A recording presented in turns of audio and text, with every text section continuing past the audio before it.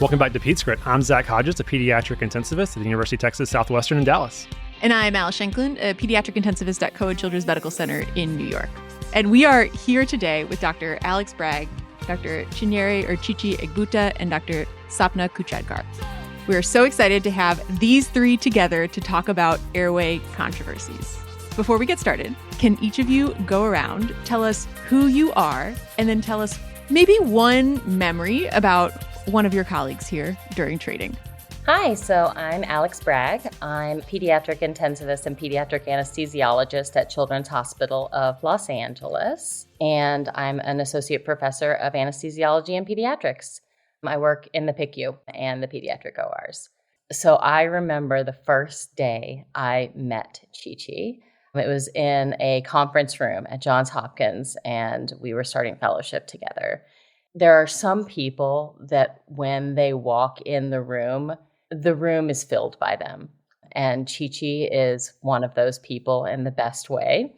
I mean, she's gorgeous. She has this strong presence. She's so intelligent. I was so soon to learn.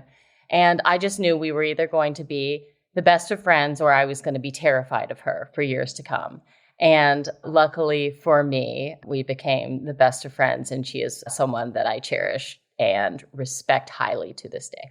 My memory of Sapna, I'll continue with first memories. So Sapna was like my first contact at Hopkins because she was my senior fellow in my fellowship, and she was the administrative fellow. Shocker to everybody, I'm sure, across America, that Sapna was the administrative fellow, asking for like our vacation and things. And Sapna has just become this probably the most valuable mentor in my career and has given me opportunities that have just really let me take off. But I'm sure hundreds of people could say that about Sapna being a mentor. But what hundreds of people can't say is that she's also a dear friend that we love to share discussions about trashy reality television. Yeah. Because you know what? You can be really smart at work, and then you just need to rot your brain. What are you guys watching? Oh, I don't know. I don't think we know each other well enough. You don't need to. Okay, excuse me. that. No. Yeah, never mind. You're just going to have to guess. You're going to have to use your imagination. Which is far better. Imagination. Chichi, let's bring you in here. Hi, everyone. My name is Chichi Egbuta. I am a pediatric anesthesiologist and pediatric critical care doc at Boston Children's Hospital. I work in both spaces, in the MSICU and in the main OR at Children's. I love it here, and it's been a great 11, 12-year now journey. I trained at Hopkins with Sapna and with Alex, and those were just some of the best years of my whole existence. Alex is literally one of the funniest people on earth. We got into a lot of very, very interesting situations as co-fellows, including our first year that had an interesting relationship amongst the other fellows, including one that didn't quite make it with the rest of us. And we had to, carry quite a bit of burden as a result of that. But it all worked out, and we did it with a lot of humor, and eventually Alex saw the light and decided to go into anesthesia as well. And we welcomed her with open arms. So with Sapna and I actually go way back to our University of Chicago Pritzker days. She was a year ahead of me and then went 2 years ahead of me because I ended up doing a Doris Duke Research Fellowship at WashU, which is her alma mater for undergrad. So I was just stalking her all the way. And then independently decided to go into dual training in critical care and anesthesia. And lo and behold, that's what Sapna was doing at Hopkins, and ended up seeing her there. Sapna is amazing. She is one of the smartest people I know, and just such a great personality and such a team player, somebody to work with and look up to, and great sense of humor as well. A funny memory of Sapna was we had a call night when I was the fellow on and the resident rotating with us was a, beautiful young Indian girl who Sapna was like, oh, I have a brother who... The people watching this podcast are going to be like, wow, we learned a lot about Sapna. I'm just saying. Okay. And where are they now? And fast forward years later, I crashed the wedding because I was like, listen, I was there when it all went down. And they're married with 2 kids. They got married. Yeah, they're married now with 2 kids and just a beautiful, beautiful family. So the Hopkins ICU group, we got into a lot of things, but it's all love. It's all family love. That's wonderful. There's probably good overlaps between being an effective mentor and a matchmaker. There you go. Yeah. With that, let's bring in Sapna. Hi, guys. I'm Sapna Kudchadkar. I'm the Anesthesiologist-in-Chief of the Johns Hopkins Children's Center. I'm the Vice Chair for Pediatric Anesthesia and Critical Care Medicine. I've been at Hopkins now for 23 years, so I'm the one who stayed while these amazing ladies went off to forge their own paths.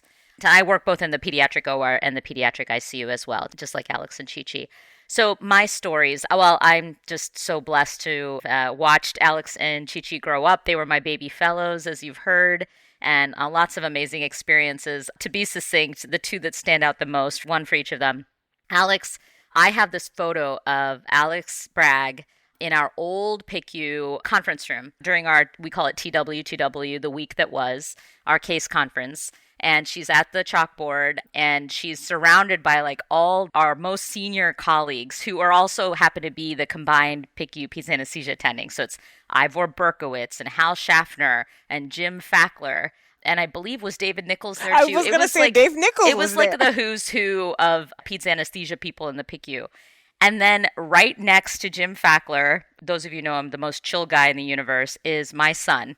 My 4-year-old son is just sitting there watching Alex Bragg because that's the culture that we had. I happened to be non-clinical that day. I came in for, research stuff and I had to bring my son with me and he got to watch Alex Bragg do some teaching. And that's just how amazing she is. She can engage even the youngest audience. And I've just been blessed to know her and watch her. We just published a paper in Lancet Respiratory Medicine, hot off the press this week. So it's just been cool to keep those connections, and it's as if she never left, but we get to all engage and guess I take advantage of people being at different institutions. So that's Alex, and so much more to say, but we could take 90 minutes doing this. Chichi, I think Alex summarized it beautifully. When Chichi walks in a room, she takes command of it, and you know that this is the person that you're going to be listening to, whether you're senior to her or junior to her. I think, Chichi, I was the attending at this point, and you were the fellow, potentially, and we had a colleague bring posterior spinal fusion back from the operating room, and there were some residents and medical students in the room, and the person dropping the patient off said something not so savory about PICU care in the moment. They were concerned that we were not going to follow the plan that was established in the operating room in the PICU. And I was a junior attending, and I got a little bit frustrated because of the way it was stated. And I took a moment. I said, can you explain exactly what you mean by that comment? And the person reiterated their thoughts, which were still slightly frustrating. So instead of just letting it go and taking a moment, I started following that person out of the room to talk to them some more and to get more feedback about why this happened and why are they acting like this. And it didn't go anywhere, as you can imagine. It's never good to try to tackle those things in immediate real time. But I was frustrated that they were modeling that behavior in front of residents and med students. And I come back and Chichi says, and I can't say it exactly the way she said it. She said, Sapna, there's a Nigerian proverb. And it's basically the only person crazier than the crazy person is the person who follows the crazy person. And that's what I was like, I don't know, Chichi, I'm sure it sounded better than that, but I still tell that story to this day because it is true, right? I was very junior and I learned that you got to let some things go. You just got to let some people go. Like everyone knows the person is crazy. So you're going to look crazy chasing after that person. There you go. Sorry. So that's us, guys. That's us. It's you, and that's on surgeons. Before we get started today, do we have any relevant conflicts of interest to disclose? None. Any of you 3? No. I wish. Wonderful. We're so excited to have each of you here. Let's talk about controversies in pediatric critical care airway management. So we'll jump into our first question. So intubating the critically ill child is inherently high risk. Many of our patients in the PICU have significant lung disease, making peri-intubation hypoxia a real threat. To mitigate this, we often focus on optimizing and pre-oxygenating the patient, but there's still lots of variability in how clinicians do this, especially children who are already on non-invasive respiratory support, which seems like it's nearly all of our kids that are intubated in the ICU. So, question for you, and we can go around the horn. How do you best pre-oxygenate the critically ill, hypoxic child prior to intubation? And how does your strategy change if they're already on non-invasive support, that being high flow or non-invasive positive pressure ventilation? Perhaps Alex? Sure. Like everything with airways, it depends. So I like to take advantage of what the child is already being supported by. So, for example, our patients that are on non-invasive positive pressure, I want to assume that those patients, for the most part, are on a settings of non-invasive positive pressure that are supporting them roughly at FRC or as close they can be. So, that if they're on 20/10, that is what is working best for their work of breathing, to not over distend them and cause air to go into their stomach, or not under support them. Or if it is under supporting them, it is supporting them as much as possible prior to an intubation. So typically with those patients, I will leave them roughly on the same pressure settings that they're already on, assuming that those are optimized. And I will just crank up the FiO2 to 100%. Again, depending on the patient. I work in the PICU, not the CTICU. So I'm assuming that 100% is A-okay with these folks that we're talking about. So yeah, I will take advantage of what they're currently being supported by. And I'm assuming most of our critically ill patients, for the most part, occasionally we go from room air to intubated, but I would say that is the more rare occurrence in our population now. Certainly, if someone's on nasal cannula or high flow nasal cannula, I'm happy to increase that.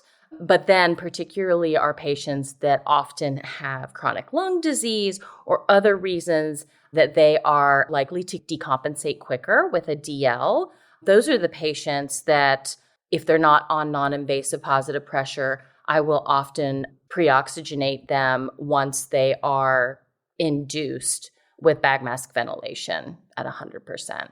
Yeah, I agree with Alex. I would leave the patients on whatever mode of non-invasive support and oxygen therapy, dialing up to 100%, the same way Alex has said. I think something to remember is that a patient who is receiving BiPAP support, at least BiPAP level of support, sometimes you hear people say, oh, we're going to do an RSI. I was like, if you're doing BiPAP support, especially at some of the levels that we're at, your RSI is out the window at that point.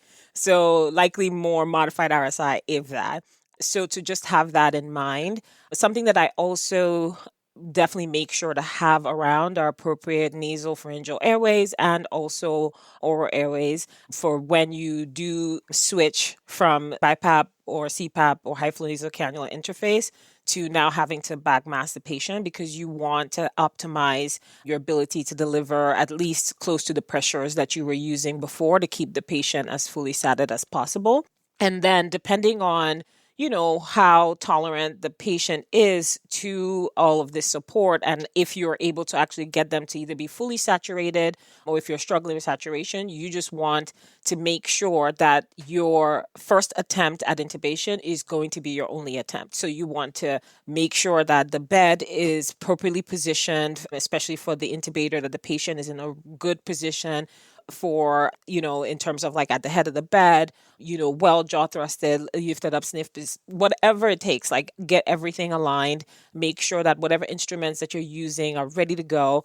And in fairness, there are sometimes that a patient, depending on how tenuous they are, you may want to make sure that it's going to be the most experienced intubator. Even though we are in a teaching institution, we do have to be cognizant of the patient's ability to tolerate what we're doing to them. So I do still believe that the fellows can get the training that they need, but you just want to move very quickly to whoever will be the backup intubator. So they will be in position, ready to go, because you may not just have the same amount of time to coach the intubator through the process based on a patient that is just that tenuous. So those would be the things I think are very important, because sometimes we can focus on the pre-oxygenation and all the other things and kind of miss some of the key things that will help you move quickly through the intubation and to be able to do it in a safe manner. So I'm very emphatic about making sure that all those other aspects are lined up and ready to go for those types of patients. Yeah, and the only thing I'll add to all of the amazing things that these two just said I guess maybe I'll consolidate what they said to summarize, which is it all comes back to the preparation piece, right? So unless the patient is either peri-arrest or is in an active CPR scenario, you have time. Clearly, the patient is breathing in some capacity, and you have done everything in your power to optimize their ventilation and oxygenation with the tools that you have, except for intubation. So whenever we make a decision that an intubation is necessary for whatever indication it is, I always take a step back in my own mind as a very senior attending now, but then talk through with the trainee or whoever is going to be the front line to say, all right, what is the preparation we have to do now? You might have an hour before the thing happens. You might have 10 minutes. What are the things you can do now to not burn any bridges and not make things worse than they currently are, right? So what are the things that I could do that might make things worse? So I can't tell you the number of times that people just don't immediately think to themselves, I've made this decision to intubate. There's no downside, as Alex said, to turning it up to 100% right now. We're on 70%. Turn it up to 100% now. It may take us 30 minutes to get all of our stuff together. But those 30 minutes, man, every single molecule of nitrogen will be gone, right? And so what can I do to, just like extubation, same thing. Why not, as soon as you make the decision to extubate, turn the oxygen up so you buy the kid as much time as possible to work through whatever nonsense happens after extubation, right? So whatever those modalities are, optimize them. If you don't think your bag mask ventilation will be better than the BiPAP that the child is on while you get the meds in, then don't take the BiPAP off. Optimize those settings. Be ready with the bag and mask once you've taken the child out of the mix in terms of paralytic and sedation, and then proceed. It's just make sure you're not burning bridges that currently exist that is keeping the child alive. 100% agree. That's excellent. So I think it's incredibly pragmatic and practical if the child's already on high flow or already on BiPAP to just optimize what they're already on. Because we know that high flow is really effective at delivering oxygen, and BiPAP, really effective at achieving FRC to make sure you're giving this child the best chance to not significantly desaturate during their intubation. I'm not aware of any incredibly high quality data that looks at high flow versus BiPAP in pediatrics as pre-oxygenation. The best study that's adjacent to this, I think, is the pre-oxy trial, which for listeners was published in New England Journal in 2024 as a RCT of over 1,300 adults. They looked at non-invasive positive pressure ventilation versus non-rebreather face mask oxygen. And the group that received non-invasive positive pressure ventilation had less peri-intubation hypoxic episodes. So with this, do you feel like this is applicable to our patient population in the pediatric ICU? Is this compelling enough that you would take them off of high flow, put them on BiPAP to pre-oxygenate them? What's your interpretation of this? I can start with that one. And I would say the answer is no. We don't have enough data that's compelling to create a protocolized approach to this. I think every single one of you listening and everyone on this podcast knows that the heterogeneity in our patient population is so wide compared to even our adult colleagues. So there would be no way for us to create like a protocol that said, you know what, this kid's on a high flow, put them on BiPAP.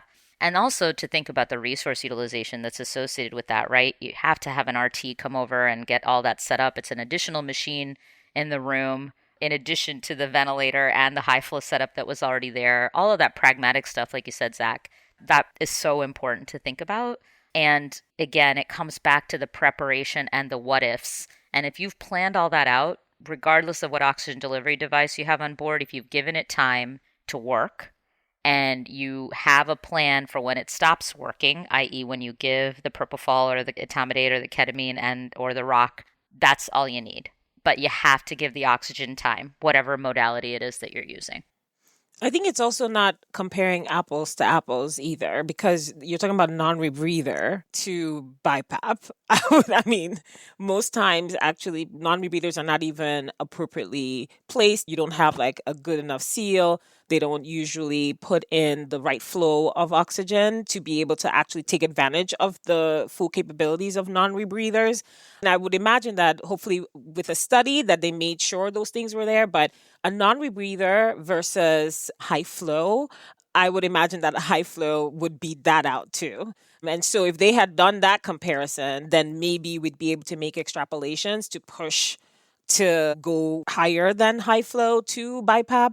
But a child who's able to tolerate high flow and is oxygenating decently, enough for you to stay supported, but obviously maybe needing higher level of ventilatory support and needing to be intubated, I wouldn't feel, different about keeping them on the high flow for intubation. Now, if they were already failing and you were needing to put them on BiPAP just to support them, and yes, of course, you would go through the process of transitioning. But if the patient is already well saturated, but then just still working hard enough to breathe, or maybe needs to go for a procedure, whatever the reason is for your needing to intubate the patient, then to me, it would make more sense to keep the interface that you already have going and then be able to do all those other things to prepare the patient. But I'm not sure if that's a fair comparison, a non-rebreather all the way to BiPAP. I also think this is a beautiful example that children are not small adults. If you walked into this room right now and tried to put BiPAP on me, I'd probably be okay with it, right? I mean, I wouldn't be thrilled. I'd rather just drink my coffee and not have BiPAP on my face. But I would tolerate it, right? The average child doesn't play that game, right? I mean, you're occasionally going to find a kid that's going to be compliant, but I would say that they're the exception to the rule, right? So, a kid that's been a happy camper on some high flow, and then you come and strap BiPAP on them, are they going to swallow the air? And then you're setting yourself up for an aspiration or worsening of your respiratory status because, you've got a belly full of air, right? Are you going to put them on dexmedetomidine to get them to tolerate BiPAP, right? You're starting yourself down this road, whereas I think in adults, it's a little bit different, that you're not going to have as many hurdles to get over. And I would just posit then, why weren't they on BiPAP in the first place? Okay, that's the thing. Do it or don't do it. Exactly. Yeah, do it or don't do it. I think that's perfectly put, Alice. All right. So a lot of good pearls here. Let's move on to the induction phase. Okay. So there's an internal debate. We feel it in the field about the ideal strategy after induction.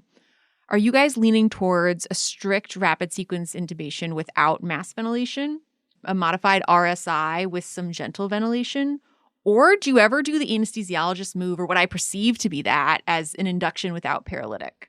So how are you thinking about these three options? What are you recommending to your teams? And what factors influence your choice here? It depends. Mm-hmm. It is so patient dependent. I will say, when you are thinking about a true RSI, which, Sapna and Chichi and I wrote about in our recent book chapter, you were talking, for the trainees on the call, a true RSI is you give a larger dose of paralytic to stop the patient's self-ventilation, right? You do not mask the patient, and you put the tube in without masking the patient. And I think that you can argue for a true RSI in most of the pediatric ICU population. But I think you could also argue that most of our population is not going to tolerate an RSI, right? If you've got a patient that has chronic lung disease or pulmonary hypertension, or there are so many reasons that our patients are not going to tolerate a true RSI. I do still think that there are times when RSI is indicated, absolutely, and at least trying it, or trying, as you mentioned, a modified RSI. So again, for the trainee listeners, a modified RSI would be, again, using RSI induction doses of paralytic and anesthetic medicines, and then doing gentle, small tidal volumes in an attempt to not have the patient vomit prior to placing the tube in. Some people will use cricoid for a modified RSI as well to avoid that regurgitation. I will often use modified RSIs in my patients that I don't think can handle a true RSI. And to answer your final question about without paralytic is pretty rare for me in the ICU. Particularly with, I think a lot of people in medicine these days think that Ozempic and GLP-1s are the miracle drugs. Us anesthesiologists think that Sugammadex is the miracle drug, right? So, now that we have the capability to reverse paralysis, if you get yourself into a situation where you're in a cannot mask ventilate, cannot intubate, and you can reverse, I think that intubating without paralysis is a very, very rare occasion. I can think of a few, but I would really have to prepare myself for that. And it's a very rare instance in the pediatric ICU. Yeah. And, just to piggyback on what Alex was saying, so with a rapid sequence induction, you are trying to get quick intubating conditions. And the main reason for pursuing an RSI is typically to mitigate aspiration risk.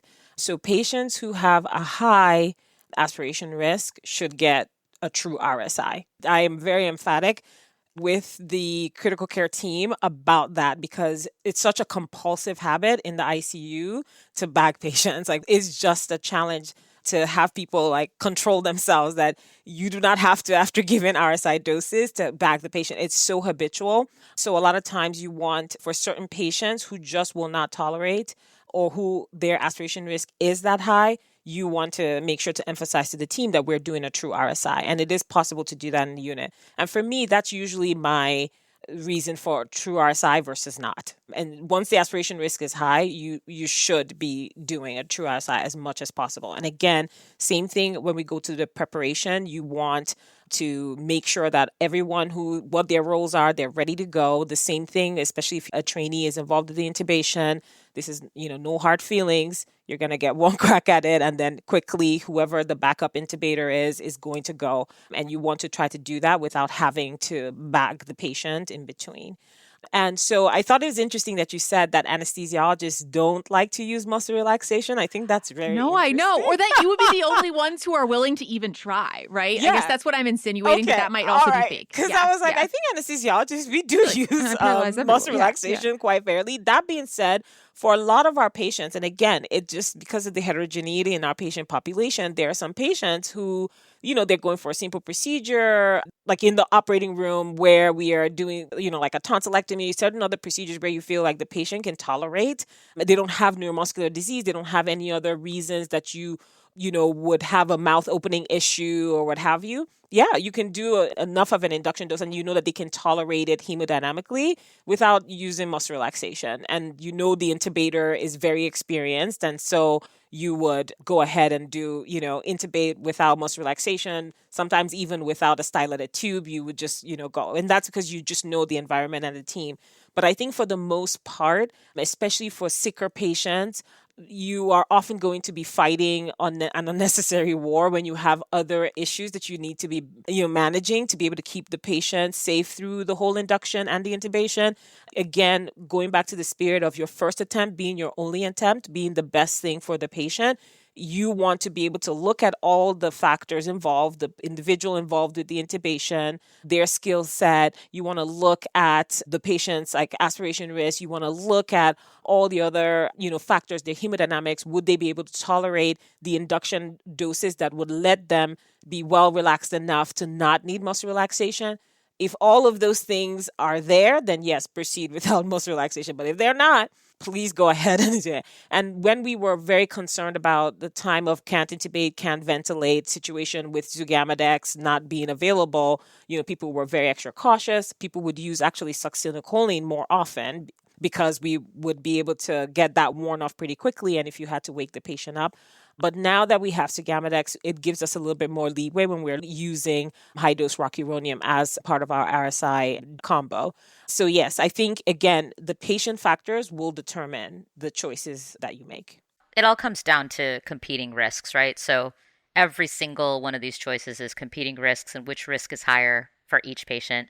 Again, going back to how heterogeneous our patients are. So as they've beautifully highlighted, a true RSI in the ICU is reserved for the patient at aspiration risk, and where aspiration risk is the highest risk. So if I'm on call in the operating room, if I get a couple kids with appendicitis and they're getting laparoscopic appendectomies, those children are all getting RSI'd, true RSI, because even if they're not vomiting, they're not nauseous, there is something bad going on in there, right? And they're otherwise healthy, they're not a difficult airway, then RSI is always going to be the way to go. In the ICU, though, we have many competing risks, including hypoxia and all of these other issues. So if aspiration is your biggest enemy, then you do what you need to do to create a true RSI environment. As Alex said, a modified RSI often becomes the bridge, and learning how to do that well and to do it gently so that you're not introducing a lot of air into the abdomen, even if there isn't an aspiration risk.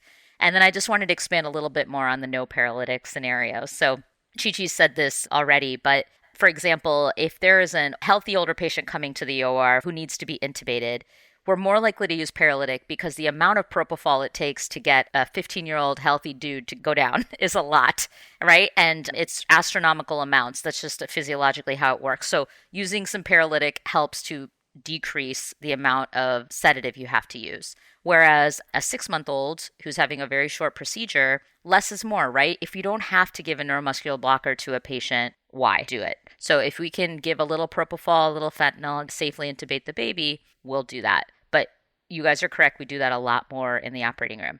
But there are specific clinical scenarios we should mention. Even with Sugamidex, you should be very cautious about giving neuromuscular blockade. And those are primarily, as the fellows will need to learn and know very well, are mediastinal masses and any sort of upper airway obstruction where you do want to maintain spontaneous ventilation, or at least try. You can always give the paralytic, have it in your other hand if you have to.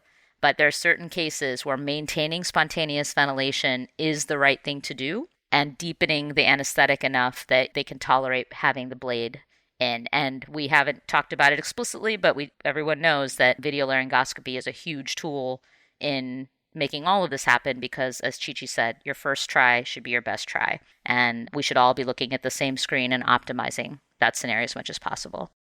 I have one quick follow-up question for you here. We've outlined this 3 choices of RSI, modified RSI, or without paralytic. But throughout my training, I've off and on seen this strategy of giving an anesthetic agent. The child is apneic, bagging the patient, air quotes here, making sure you can bag the patient. And then if you can, deliver the paralytic and proceed with your intubation. I would think that the benefit of this strategy would be to try to avoid that can't intubate, can't ventilate scenario. But the downside would be prolonging the apneic period and perhaps worsening hypoxia. Is this strategy in your repertoire that you use it commonly in the ICU, or not necessarily? Not anymore. I think Chichi and Alex can probably, when we were anesthesia residents, this was definitely an approach we took in the adults all the time. You would give the propofol and then be like, okay, can you bag mask ventilate? Is the chest rising? Okay, now I'm going to push this massive dose of vecuronium, right? Because everyone was freaked out that you're going to have some issue and then you wouldn't be able to get out of it. Again, now that we have Sugamidex, that risk has gone down substantially. And if you use either succinylcholine, which I still use in APPEs in the OR, because Sux will get you the most rapid intubating conditions. But in the ICU, the caveat is talked with all the people because there are higher risks in ICU patients for a variety of reasons. So all that to say, I think that taking that into consideration, we don't routinely do that unless there's some specific patient and we're really worried about a difficult airway, but they have to have signs and symptoms of a difficult airway. I agree. I think it's a holdover from the fear of just getting a cannot intubate, can't ventilate situation. And it's again now dispelling like the holdovers of the past to be able to get people back on track of what you're doing. And with RSI, I am very emphatic about what it is, and I spell it out as clearly as possible in the unit because it is the place where people say RSI but have no idea what RSI actually is all the time. So I am very emphatic. I go over all the steps. It's in our timeout, very clear so that people understand what we're doing. And I often, rather than, regardless of RSI, I always choose to deliver the induction agents because then I know it's going to be done in a way that suits exactly what our goals are. Because there's just that confusion no matter what. It's very habitual for people to, they like doing the gentle flushes of, like the way our, PICU nursing is like used to. And it's like, no. Rapid bolus, like your rapid sequence induction. So I think that it is something that needs to be very much clarified. So just a really quick board question alert. Sorry. And remember, as I mentioned vecuronium before, so remember that Sugamidex does not hug and love vecuronium like it does rocuronium. So that's why back in the day when we didn't use as much rock, we used Vex and we didn't have Sugamidex. That's why you really needed to be sure you could bag mask ventilate because once that Vec went in, there was no coming back. So it's a little different, but remember that Sugamidex loves rock and will take it all away if you wanted to at 16 mg per kg. But it doesn't work with vecuronium as well. It's slightly, but not as well. I think, Zach, the other thing to answer your question that needs to be considered is the equipment that you're using and your doses that you're using. Giving the induction medicine before the paralysis, right, and seeing if you can mask ventilate the patient. Many of the doses that are given in the unit are not going to make a patient completely apneic. So I personally can count on one hand the number of times I intubate with midazolam fentanyl, for example. But there are some people that those are their chosen drugs of induction, and that's for them. But I will say the average patient is not going to become apneic with that. Alex, I'm going to take it a little further. I know you're being nice, but if midazolam and fentanyl are your chosen drugs for most intubations, we need to have another talk. You need to listen to another one of the PedsCrit podcasts. That's all I have to say. Okay, if we're not being nice, I always tell my fellows when they first start at CHLA in orientation, if I go down, do not intubate me with fentanyl and midazolam. You're like, I will come for you. I might remember it, and then I'm going to come find you. I will come for you if I make it. Now, just really quick, before anyone runs away and says, oh, PedsCrit podcast taught me never to use midazolam fentanyl. There are specific, very unique scenarios where an opioid titrated induction could be the right thing to do, right? And that is the severe septic patient that is literally about to arrest and all you can tolerate is giving a touch of fentanyl. What we're talking about is the bread and butter intubation in a kid who does have a decent blood pressure. Midazolam fentanyl shouldn't be your first line. And you did say the operative term is titration of opioids. You do a gentle titration, meaning you get gentle doses, titrating it up to be able to get intubating conditions, similar to how we would in cardiac, anesthetics. However, you're not going to be able to give a patient the 10 mics per kilo of fentanyl as a bolus that they would need to get intubated, at least not safely. And so the 2 mics per kilo of fentanyl for the average person, or even 1 mic, is not going to cut it. That is not an induction agent. And if they can tolerate it otherwise hemodynamically, you need a stronger induction agent. And even if they can't tolerate it hemodynamically, then you need to find other induction agents that are good, but also hemodynamic sparing. Or less of an induction agent. Right, exactly. Less propofol. Less ketamine. Less ketamine, or a combination of the agents that will be able to get you quicker intubating conditions, but a well-induced patients. Because the typical thing you'll see is that you've induced and then you've intubated and then the patient's heart rate is 220 because they are under sedated and muscle relaxed, which is just wrong, and we can do better. So what I was going to say with the equipment piece of that, if you have sedated someone enough that they're still breathing and you're trying to tell yourself that you're able to mask them, many units do not have Jackson Reeses at the bedside. They have self-inflating bags. It is very hard to coordinate breaths with a spontaneously ventilating patient with a self-inflating bag without competing with them, which I would argue isn't helping your cause if you are trying to coordinate breaths with a spontaneously ventilating patient with a self-inflating bag. Now, a Jackson Reese is different. It's still a skill set that not everybody has. But my point being, if you've given an induction drug and then you're trying to convince yourself that you can mask ventilate a patient, your scenario, as soon as you give that paralytic, is still going to be very different. The patient is going to be different. The airway is going to be different. FRC is going to be different. So that's why I don't really think that's as applicable as it used to be. That's incredible. Wise words, and I do appreciate the segue on anesthetic agents. Likely more in adult medicine where there's more real estate. There's been some talk in the recent years about using apneic oxygenation, such as using nasal cannula or high flow nasal cannula during the apneic period and even during laryngoscopy to reduce the risk of peri-intubation hypoxia. Do you find this to be used in your practice, intubating the critically ill child, perhaps the woman with pneumonia who has significant lung disease, or do you feel like it's not quite ready for pediatrics? We are integrating it into our practice. Again, in a pragmatic way, right? So if the kid with the pneumonia who is actively getting worse, or maybe they're going for a bronch, I think that's probably a more logical scenario, right? The kid with the pneumonia, post-BMT patient, they can't figure out why this kid is continued to be hypoxic and they want to go for a bronchoscopy. Let's say they ask the PICU to get the kid intubated or do the bronch at the bedside. So that kid presumably is already on some nasal cannula. So the right answer is just keep it on. Like, there's no reason to take it off.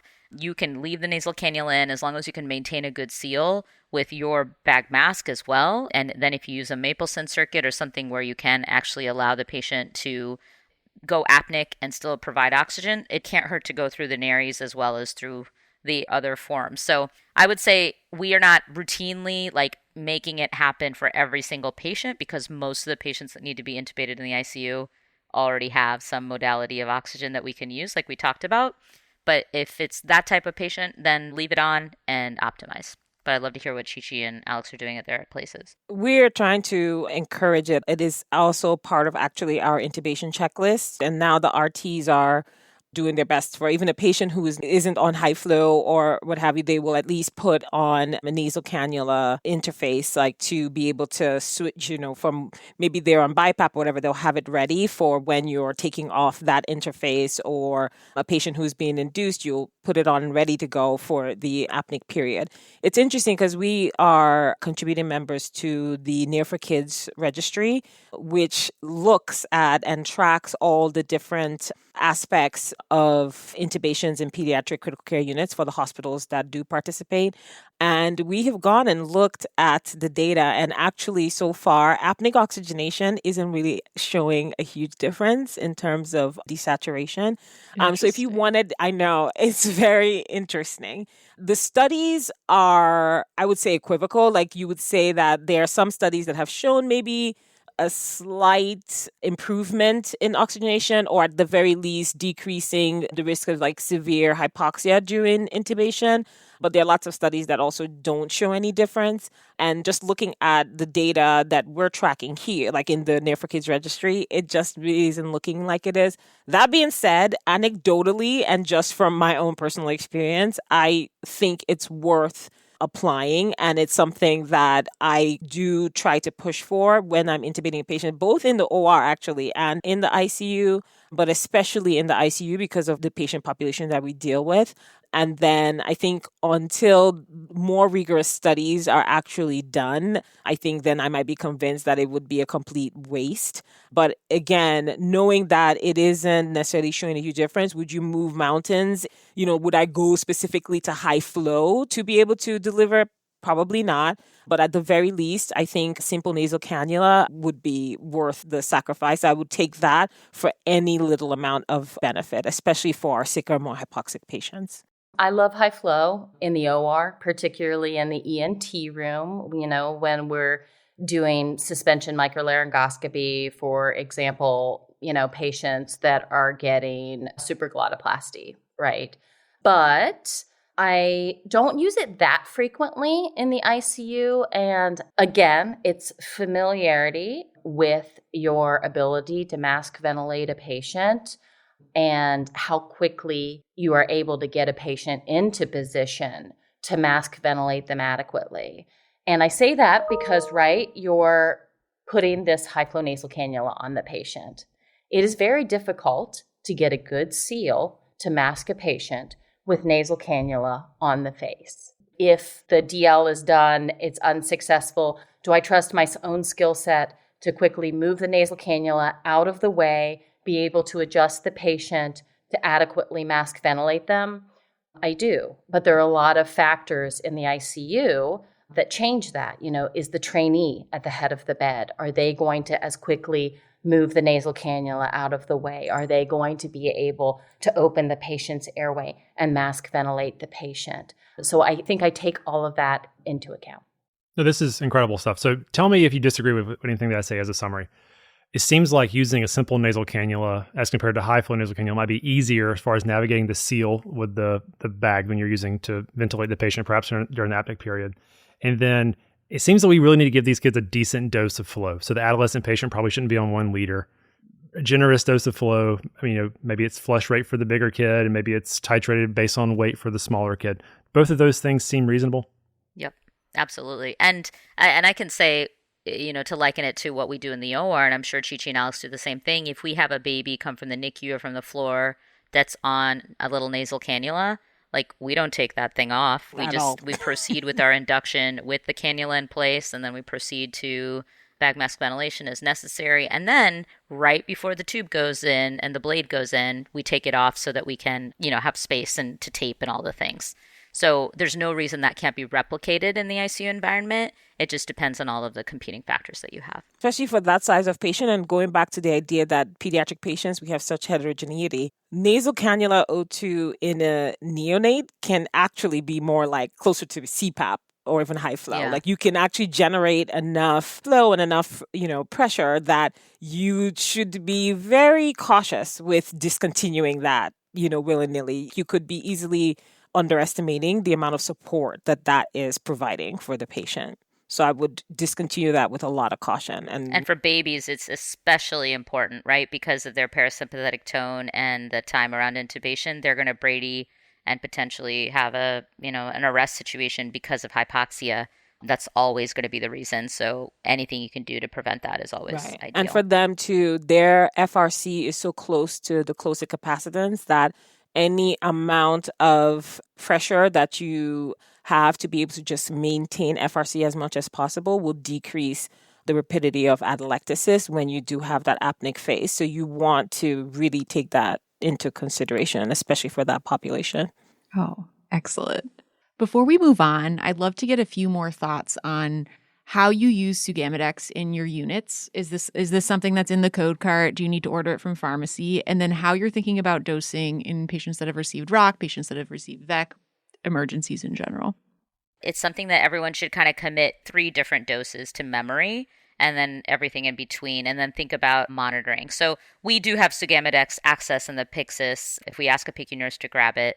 It used to be back in the day, like the anesthesiologist would give you a syringe of neostigmine and glycopyrrolate and walk away because they wanted you to have the option of reversing the patient. But now that we have Sugamidex, the reason that we handed the syringes over and talked through it is because, right, if you give the neostigmine before the glycopyrrolate, you could cause an arrest scenario due to severe bradycardia and asystole, as opposed to Sugamidex, which is much safer from a physiologic profile. So all that to say, the doses to remember are 2, 4, and 16. You can throw 8 in there if you want. So 16 should be committed to everyone's memory. 16 mg per kg is the dose that you need to give if you've given rocuronium, like in the last few minutes, and you need to reverse it rapidly. 16 mg per kg. The vast majority of patients who have received rocuronium an hour ago to 2 hours ago will be able to be fully reversed with 2 to 4 mg per kg. However, it's always ideal to use monitoring in order to determine that dosing. PICUs nationally don't yet have access to quantitative train of 4 monitoring, but we're moving in that direction hopefully in the future. Many ORs have moved to quantitative train of 4 monitoring, which is essentially measuring the number of receptors that are open for business. So all that to say, you should never reverse a patient, except in an emergency. You should never reverse a patient who doesn't have at least one twitch on qualitative train of 4 monitoring. And Alex and Chichi may have different practice, but essentially if they have 1 to 2 twitches, I tend to give the higher dose of 4 per kilo. And then if they have 3 to 4 twitches, I generally give the 2 mg per kg. I rarely don't give Sugamidex to a patient that's going to be extubated within 2 to 4 hours of their surgery. Now, if we bring a patient back to you from the OR in the PICU and you have an intubated patient and you're deciding whether or not to give Sugamidex, it's really important that you understand when the last dose of non-depolarizing neuromuscular blockade was given, and ask the anesthesiologist, if I were to reverse them now, how much would you give? Or to check twitches when the time comes. Usually by that time, though, they're like opening their eyes, they're moving around, you're ready to give. But don't assume just because they're opening their eyes and lifting their head that they have been fully reversed. Depending on the time, you may need to still give 2 per kilo of Sugamidex. But I'll pause there and see what other thoughts. Yeah, I'm a heavy reverser. I don't like just the idea of residual muscle blockade is just not ideal for anybody. And the risk profile for Sugamidex is so much better than with glyco and neostigmine. So I don't shy away from reversing.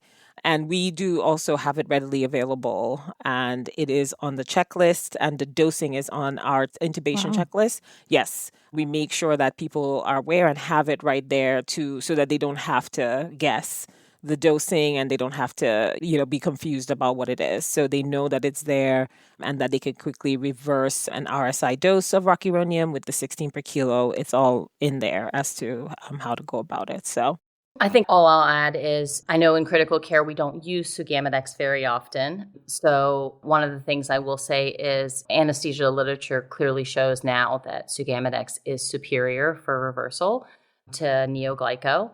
One of my favorite memes recently is this young lady walking her grandma. Grandma says, "Back when I was a trainee, we didn't have Sugammadex. We had neo and glyco." And the young woman is like, "It's okay, Grandma. Let's get you down. Let's go back to bed." Right. Okay. Girl, we ain't got time for this. Although I will say, because Sugammadex is much more expensive, yes, there is now some push in several hospitals to have people use neostigmine and glycopyrrolate in the patients that are low risk and can tolerate getting neostigmine and glycopyrrolate just because it's cheaper, because there's one vial. Once it's cracked open, it's a whole thing. Yeah. So the cost is definitely a concern. So that's another thing that comes up. And remember that another key point, which ICU folks probably aren't thinking about, anesthesia folks we're aware of, but maybe sometimes don't even transmit this information, is that post-pubescent women who could have a baby or are on hormonal contraception need to be told that their hormonal contraception will be ineffective. Is it for 14 days, 7 days? Remind me, guys. How long is it? You would need to make sure to use another form of contraceptive for about like a week or so. Yep, Yeah. A barrier method for at least a week. For at least a week, I believe. Yeah. But my point being with the Sugammadex and the old lady scenario is, right, like if you've got neoglyco, that will not reverse a very recent large dose of rocuronium. It just won't. This is for the just saying out loud for the trainees listening to this, right?